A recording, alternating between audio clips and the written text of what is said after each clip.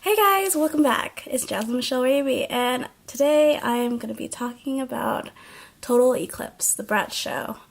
It's on YouTube. You can watch like all their shows. It's just like a little.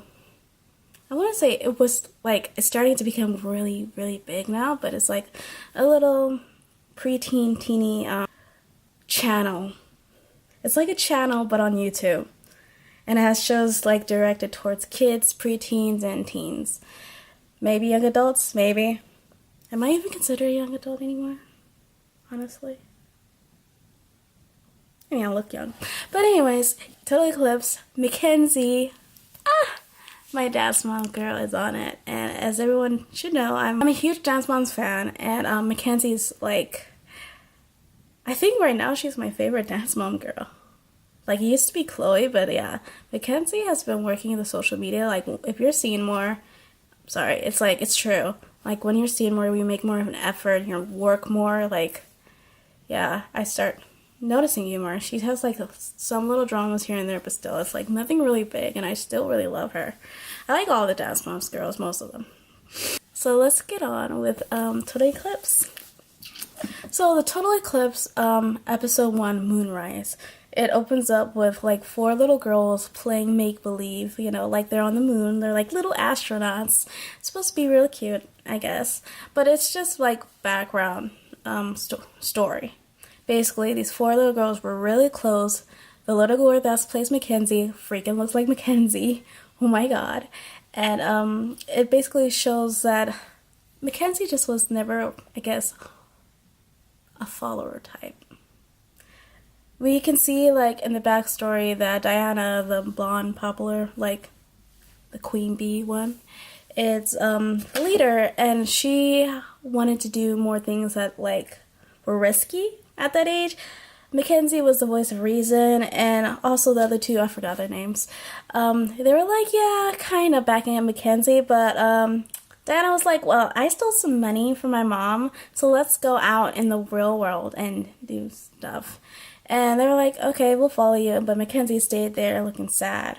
And that's basically, like, I don't think that particular event was what broke them apart. But 7 years later, they're no longer friends anymore. And we don't know what happened. And apparently, it seems like Cassie doesn't really know what happened either. Because she's still, for some reason, I don't know. She just said that they decided that she wasn't cool anymore. So, and she says we already know it's Diana. Not them.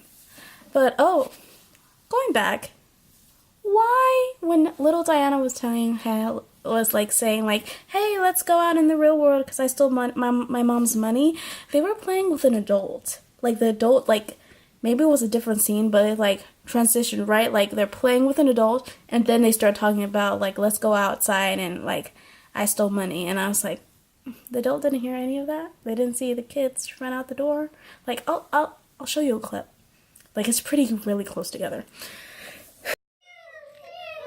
It wasn't super creative. We should walk to the store and buy Skittles. But we're not allowed to leave the moon colony. And we're not allowed to cross the street without an adult. And we need money. Wow! Thank you for my mom's wallet. Now, who's brave enough to join me?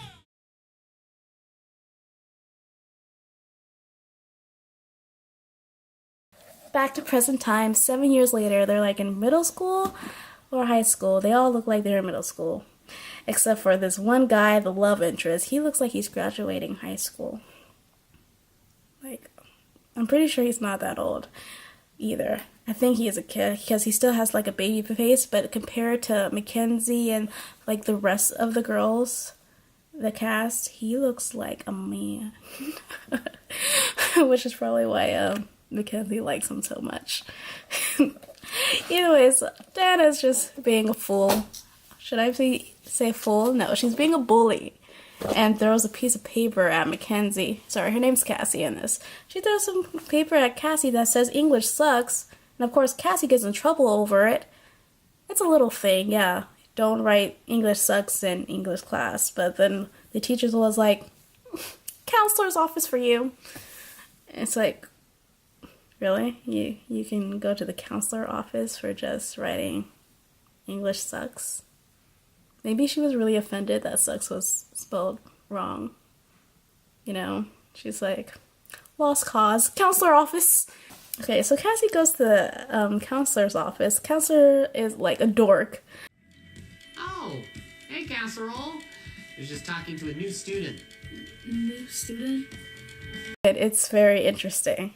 But this scene is needed because this is the meetup with Kate, who's played by Lauren Orlando. So, and Lauren's so pretty. Dude, what kind of middle schooler has like perfect makeup though? Or, well, it's been a long time since I've been to middle school. Do people have perfect makeup on in middle school? I don't know. Anyways, she's looking flawless, and counselor's like, hey, Cassie, since you're here, since you walked us into this counselor office, be her student buddy. I don't care why you're here, just be her student buddy. And Cassie's all like not into it because she's all up in her own world, right? I forgot to tell you, she's still in Moonland. But she's all up in her own world, like thinking about friends that don't want her. And she's like, I don't want to waste my time showing a new kid around. Counselor's like, well then tell me why you're here. Why are you in trouble then? Do you want to do that or do you want to be her buddy? Cassie's like, hey buddy. Yeah, she gets tricked into showing Kate around, I guess. She's very very unenthusiastic. Yeah, she's very unenthusiastic about the whole ordeal. And she quickly shows how, sorry, this is a creepy thing for her to be like showing her around and be like, oh, and there's that random guy, I do not know his name, but I love him. Basically talking about Brayden, the 12th grader. And yeah, this is what her crush does. Roll the clip. Whoa, I can't even see you there. It's like you're invisible or something.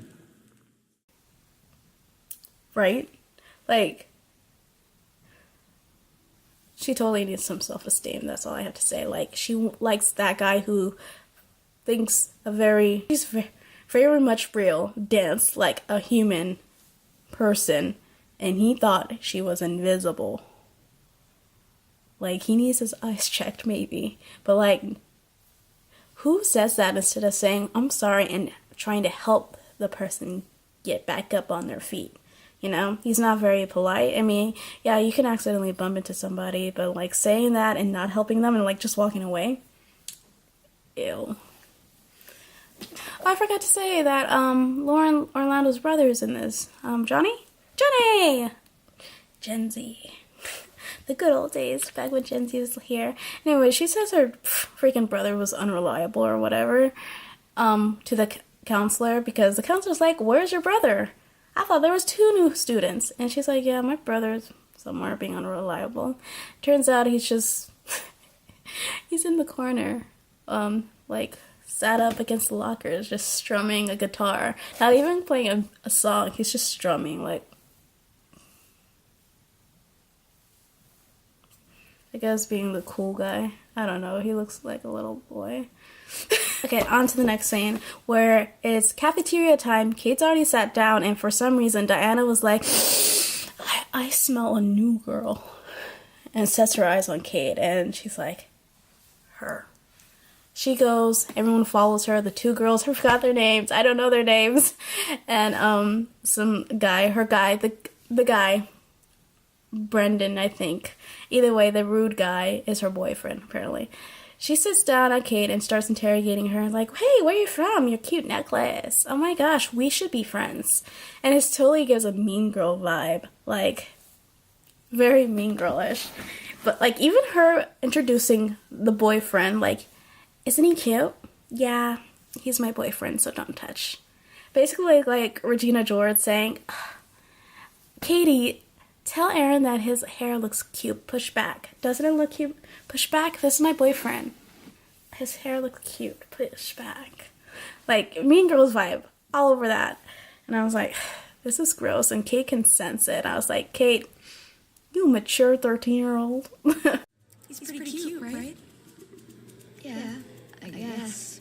That's Brayden. He's my boyfriend, so stay away. The two friends are kind of boring, except one, the other blonde girl. It turns out that she may be smart, but hiding her smarts. Some dude who's obviously into her, like, try to return a book to her. And she's like, what are you doing? I don't read. Reading's not for popular people. Like, that's not me. And Spencer, the guy, I remember his name, but not the two girls.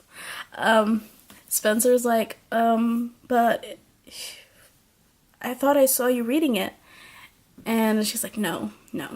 He's like, it has markings in it, like with the same highlighter that you have. And that's really, like, not a good assumption that that's hers for, because everyone has highlighters, and there's like a good group of girls who have pink highlighters, but okay. Spencer's just not getting that he needs to shut up and go away. But he doesn't. He still tries, and she's like, I'm dumb, okay? I'm dumb. And then he just, shuts up. Because Cassie comes! Yay, Cassie! Kate flags her down, and Cassie's like, those are my old friends with that new girl. So she goes and sits. Diana's like, ew. And focus more attention on Kate. And Cassie's like thinking to herself, like, maybe this girl came for a reason. Like, you know how people believe and everything happens for a reason? I think that's what Cassie thinks of Kate. Like, she came here to help her reconnect with these friends that look like they don't matter. Basically, these friends that seem, maybe they'll get some backstory later, but they seem very worthless to me right now in this first episode. So yeah, Cassie's thinking like, oh, okay, Kate's gonna be my way to get back in with them. Cool. And it kind of ends like that. They leave because, I don't know, Diana said, let's leave. Who knows, maybe I'll put a clip in, maybe I won't. It doesn't really matter. But Kate's all like, yeah, they're jerks. And Cassie's like, I used to be friends with them. We're just on a break, so they're actually not that bad. Kate's like, okay. It ends with them just eating together, and Cassie's just imagining things in her moon-like state, being like, Kate's the answer to everything. And yeah, my thoughts is like, she needs self-esteem, and those friends suck, and Kate's cool. She's right. Like, I don't think I said this, but she's into witchcraft. She has like a freaking crystal, like a crystal on her necklace.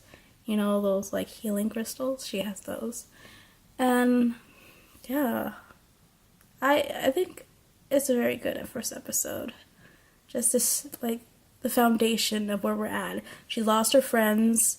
She wants them back. She's not interested in life until Kate comes into the scene and shows her a way that she can get back in with her friends. That's basically the first episode.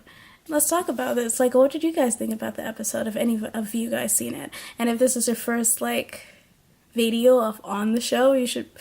I don't know if it's better to watch the episode first and then this, but either way, it's like, same thing happens. You know, it's cool. It's whatever. It's a Brat show, it's a kid show, and it has Mackenzie, and I like it. And I can't wait to see what happens next episode, because I do really like Kate.